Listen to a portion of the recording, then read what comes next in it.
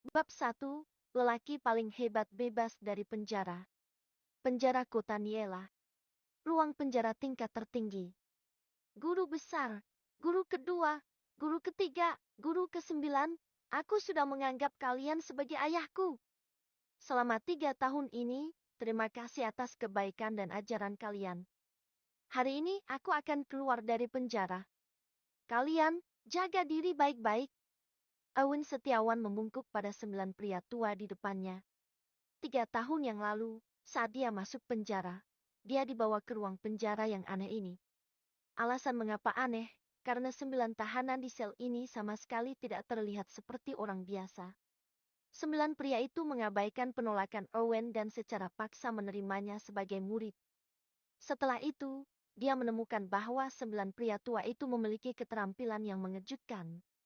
Guru besar memiliki seni bela diri yang sangat hebat. Guru kedua memiliki keterampilan medis yang luar biasa. Guru ketiga andal dalam ilmu gaib. Guru keempat pandai berbisnis.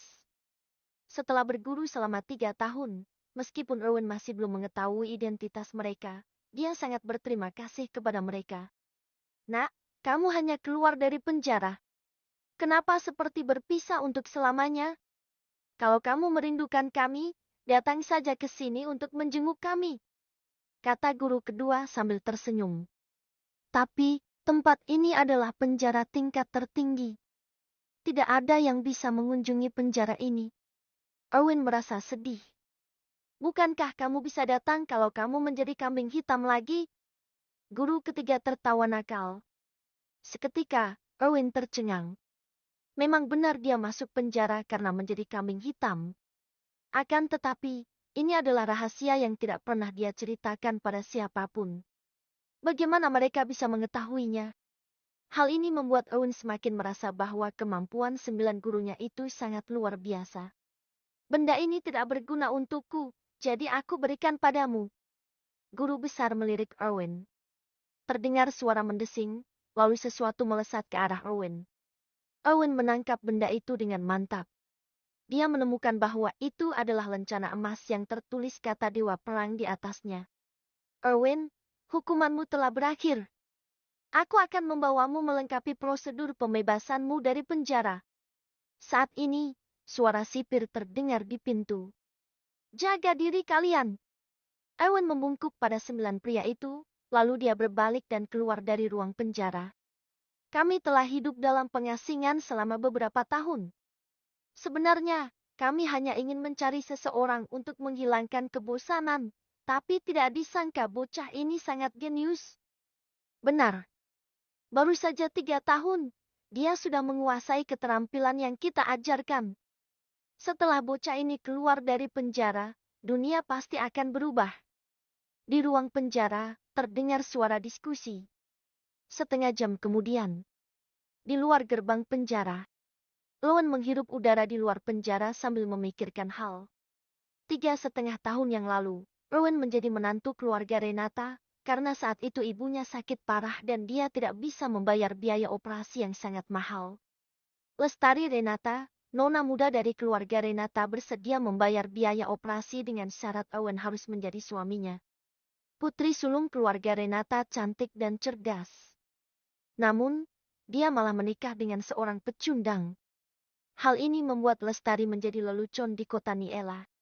Sementara keluarga Renata juga meremehkan dan menghina Owen. Hanya Lestari yang menghormatinya seperti orang normal. Oleh karena itu, Owen pun jatuh hati dengan gadis yang baik dan kuat ini. Hingga suatu hari, Andrian Kusnadi, tuan muda tertua dari keluarga Kusnadi mencari Owen, lalu memintanya untuk menjadi kambing hitam dan masuk penjara selama 3 tahun. Ternyata Andrian mencoba memerkosa seorang gadis muda dan melarikan diri. Polisi menyelidiki Andrian. Sementara Andrian menemukan bahwa Owen juga berada di daerah itu pada waktu yang bersamaan.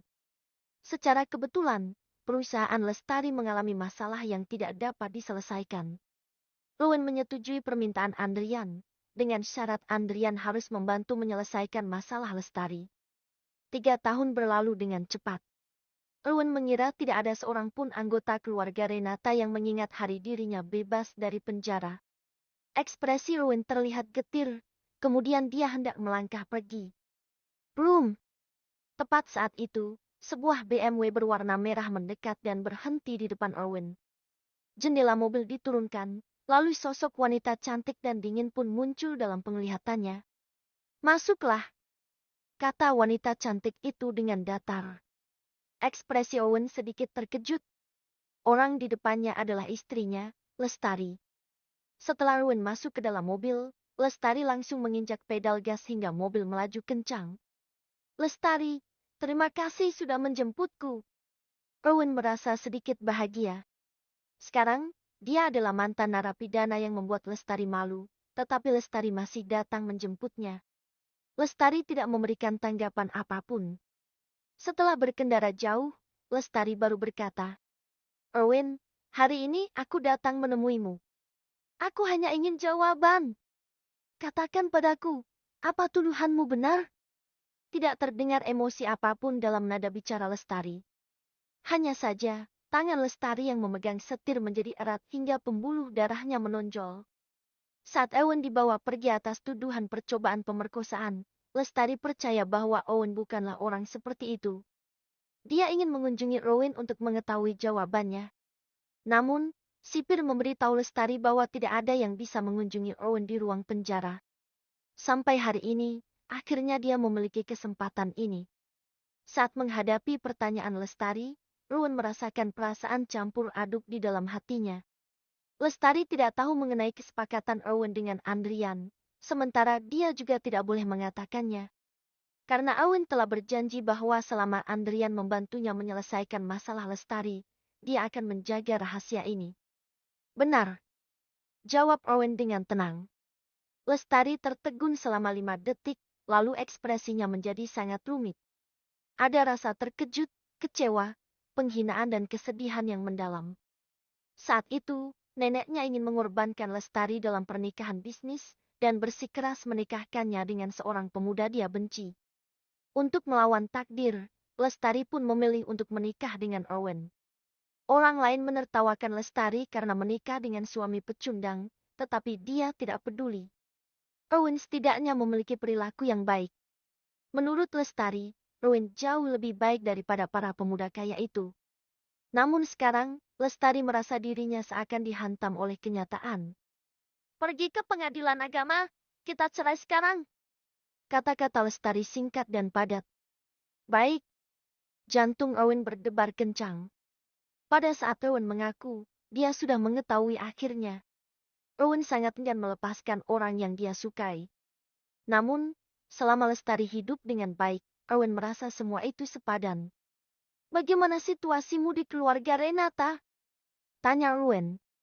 Lestari mendengkus dingin, lalu berkata, 3 tahun yang lalu, karena keputusanku yang salah, nenekku mencabut jabatanku sebagai penanggung jawab perusahaan dan dipindahkan ke cabang perusahaan. Karena kamu mempermalukan keluarga Renata. Tidak peduli seberapa baik pekerjaanku, nenek akan pura-pura tidak mengetahuinya dan tidak memberiku promosi apapun. Di keluarga Renata, bahkan di kota Niela, aku diejek sebagai istri seorang pemerkosa. Dicabut. Jangan-jangan Andrian tidak membantu Lestari menyelesaikan masalah, jadi jabatan Lestari dicabut. Mata Owen langsung membelalak dan bertanya. 3 tahun yang lalu, saat perusahaanmu dalam masalah.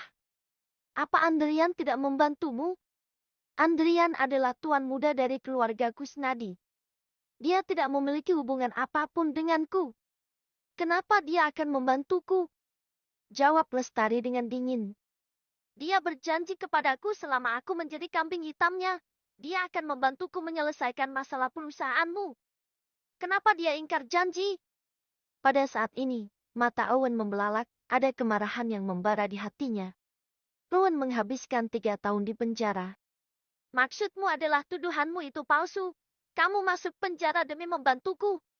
Apa kamu pikir aku akan mempercayaimu? Lestari sama sekali tidak mempercayai kata-kata Owen. Menurut Lestari, alasan Owen ini terlalu dibuat-buat. Andrian dan Owen tidak memiliki hubungan apapun. Bahkan jika dia ingin mencari kambing hitam, dia juga tidak akan mencari Owen. Saat Owen hendak menjelaskan, Tiba-tiba truk besar melesat kemari dan menabrak mobil Lestari. Ekspresi Lestari berubah. Dia sudah tidak sempat membanting setir, jadi hanya terlihat keputusasaan di wajahnya. Saat berikutnya, bayangan gelap menerkam tubuh Lestari dan memeluknya erat. Bam! Terdengar ledakan keras, lalu keduanya pun terpental keluar dari mobil.